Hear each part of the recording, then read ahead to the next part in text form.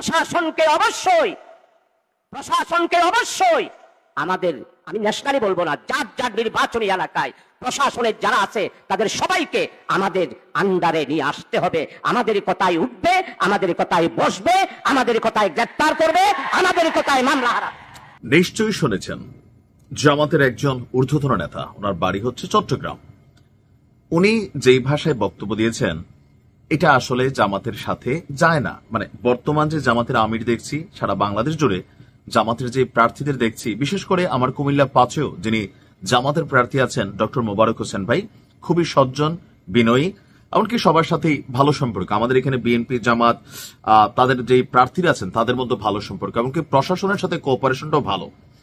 এখন ওনার এই বক্তব্যটা কোনোভাবেই জায়েজ না, কিন্তু এগুলাতে জামাতের যে জনপ্রিয়তা তৈরি হয়েছে সেখানে কিন্তু ভাটা পড়ার জন্য এরকম দুই একজন নেতার এই লেভেলের বক্তব্য, যে জামাত ক্ষমতায় আসলে যে সুন্দর সুন্দর কথা বলতেছে, এগুলা কি সব এলাকায় চলবে নাকি এই নেতার কথা অনুযায়ী চলবে? যাই হোক, এই ভিডিওটা আওয়ামী লীগের তারা শেয়ার করেছেন, বিএনপির তারা শেয়ার করেছেন, মাইনা নিলাম, কিন্তু জামাতের এই মুহূর্তে যিনি অনলাইন গুরু পিনাকিদা, তিনি আবার জামাত্রী কিন্তু এবার ধরছেন। এমনকি বলে না যে পিনাকি ছুইলে 36 ঘা, না জানে জয় বাংলা, ওই রকম টাইপের তিনি ধরছেন। তিনি গতকালকে জামাতের এই নেতার এই ভিডিওটা শেয়ার করেছেন। উপরে তিনি লিখছেন, নেতা সম্পর্কে না লেখা যদি স্পেসিফিক এই ব্যক্তি সম্পর্কে লিখতো তাহলে বুঝতাম যে এই ব্যক্তি সম্পর্কে, কারণ আমি আমার ভিডিওতে বললাম না যে জামাতের, আমার এলাকার যিনি জামাতের নেতা আছেন ওনার সম্পর্ক বললাম, আর এই লোক সম্পর্ক বললাম, ওনার মতন মানুষ জামাতকে ডুবাবে। তো তিনি সরাসরি লিখছেন, দাদা, যে জামাতের দেখতেছি পাংখা গজাইছে, জামাতের পাংখা গজাইছে। তিনি শুধু এই স্পেসিফিক পার্সনকে নিয়ে লেখেন নাই, টোটাল রাজনৈতিক দল হিসেবে জামাতকে কিন্তু দাদা ধরছে যে জামাতের পাংখা গজাইছে। এটারে নির্বাচন কয় না, এটারে কয় মাফিয়া সিস্টেম। এই মাফিয়াবাজির নির্বাচন চলবে না। অবশ্যই যিনি এই বক্তব্যটা দিয়েছেন ইতিমধ্যেই তাকে গ্রেপ্তার করার জন্য বা তার বিরুদ্ধে ব্যবস্থা নেওয়ার জন্য কিন্তু জামাতের আমিরের প্রতি অনেকেই দৃষ্টি আকর্ষণ করেছেন, হয়তো জামাত ব্যবস্থা নিবেও। এরপর তিনি বলছেন, দলের তরুণেরা দলের ইমেজ বাড়ায়, রক্ত দেয়, নেতারা ফাঁসিতে যায়, আর এই বুর্বকেরা এভাবেই দলের গোমা সা করে। তো পিনাকিদা সম্পর্কে অনেকেই একটা জিনিস জানেন, অনেকেই কিন্তু জানেন না।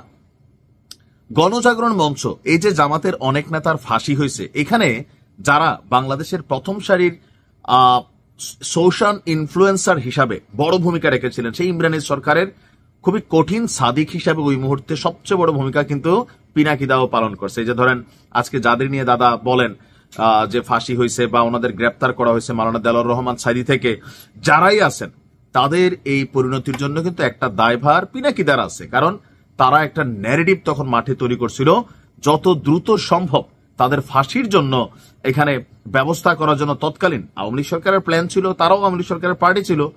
তো সেখান থেকে তারা কিন্তু তখন জামাতকে খাইয়া দিয়ে আসছে। এখন বিএনপির প্রতি পিনাকিদা বা সাংবাদিক ইলিয়াসদের যে অবস্থানটা, দলীয় নেতা কর্মীদের যেমন কিছুটা ভূমিকা আছে, আর কিছুটা ভূমিকা তাদের ইগুগত আছে। ইগুগত কোনটা? যে বিএনপিকে কন্ট্রোল করা। তারা যেমন জামাতকে এক ধরনের কন্ট্রোল করতেছিল ইদানিং, বাট এখন আস্তে আস্তে কিন্তু এগুলো থেকে সরে আসতেছে জামাত। জামাত তার নিজস্ব সিস্টেমে রাজনীতি করবে, তাদের আমির আছে, কেন্দ্রীয় সুরা সদস্য আছে, তারা কিন্তু ওইখান থেকে রাজনীতিটা করে।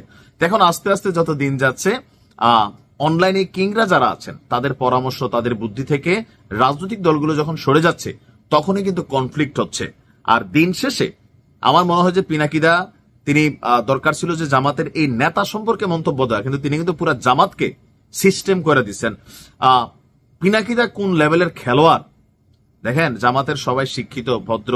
আমাদের বাংলাদেশের যারা একটু আলেম শ্রেণীর আছেন তাদেরকে ভাজা কিন্তু খুবই সোজা, এটা কিন্তু বাস্তব। এদেশের মানুষ ধর্মপ্রাণ, আর পিনাকিদা কথায় কথায় ইসলামিক কথাবার্তা একটু বলেন, আল্লাহ ছাড়া তো কোনো কথাই বলেন না। যদিও তিনি একজন কি বলা হয় যে নাস্তিক, তিনি কিন্তু নাস্তিক, তো তারপরেও উনি ইসলাম সম্পর্কে অনেক কিছু ধারণা রাখেন, যথেষ্ট পড়াশোনা করেন, পজিটিভ, সব ঠিক আছে। কিন্তু আস্তে আস্তে গতকালকে উনি আরেকটি স্ট্যাটাস দিয়েছেন, সেই স্ট্যাটাসটা থেকে আপনার বোঝা উচিত যে ওনাদের মুভমেন্টটা আসলে জামাতের পক্ষেও না, ওনাদের আরেকটা প্ল্যানিং আছে। এর আগে একবার কিন্তু মাহমুদুর রহমান ভাইকে বাংলাদেশের রাজনীতিতে আনার জন্য তারা সর্বোচ্চ চেষ্টা করেছিল, যে নতুন একটা টিম তৈরি হবে, সেই টিমটা হবে বিএনপি, জামাত, আওয়ামী লীগ, এদের বাহিরে গিয়ে একটা রাজনৈতিক দল আসবে, আর সেটার প্রধান হবে মাহমুদ ভাই, তিনি কিন্তু ঘোষণা দিয়েছিলেন, কিন্তু কোথাও না কোথাও আমার দেশ পত্রিকার সম্পাদক মাহমুদ ভাই তিনি কিন্তু এখানে কানেক্ট হন নাই, রাজনৈতিক দল তৈরিতে যান নাই। গতকালকে তিনি আরেকটি স্ট্যাটাস দিচ্ছেন, ওইটা আপনারা অনেকে বোঝেন নাই। তিনি লিখছেন, দীর্ঘ প্রতীক্ষার পর দেশবাসীর মনে আশার আলো জ্বালাতে যাচ্ছে এনসিপি। কি করছে? আসল কাপুনি আবার টের পাবেন। এরপর তিনি লিখছেন, তারা একটি জোট গঠনের উদ্যোগ নিয়েছে, এতে থাকবে এবি পার্টি, রাষ্ট্র সংস্কার আন্দোলন এবং আপ বাংলাদেশ ইনকিলাব জিন্দাবাদ। এখন এবি পার্টির এটা ফুয়াদ ভাই ভিত্তিক একটা রাজনৈতিক দল, এমনকি তার সাথে বাংলাদেশের সেনাবাহিনীর নিয়ে ওনার যে বক্তব্য, নোংরা বক্তব্য, উইথ ডিউ রেসপেক্ট, এগুলো আমরা ওনার থেকে প্রত্যাশা করি না। সো ওনার এরকম বক্তব্যের কারণে জনপ্রিয়তা ওই লেভেলের আমার মনে হয় না ওনারা আছে। ওনার থাকলেও ওনার অনুসারী খুব বেশি মানুষ না। দ্বিতীয় হচ্ছে এনসিপি নিজেই তারা ধুকতে ধুকতে জ্বলতেছে, জ্বলতে জ্বলতে ধুকতেছে। কয়েকটা ছেলে, হাসনাত আব্দুল্লাহ আমি তারা পছন্দ করি, সার্জিসের থেকে আমার হাসনাত আব্দুল্লাহ ভাল লাগে মোটামুটি।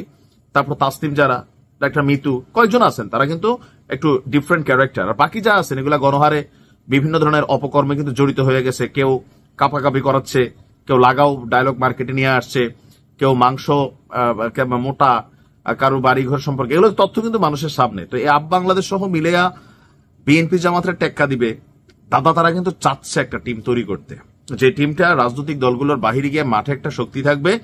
আর এদের মধ্যে হুজুরদের একটা বড় অংশ, দাদা দেখেন না মাঝে মাঝে জিয়াফত খাওয়ায়, মেজবানি খাওয়ায়, গরু একটা পাঠাই দেয়, আর আমরা রান্না টান্না করে খাইয়ে ফেলি সবাই।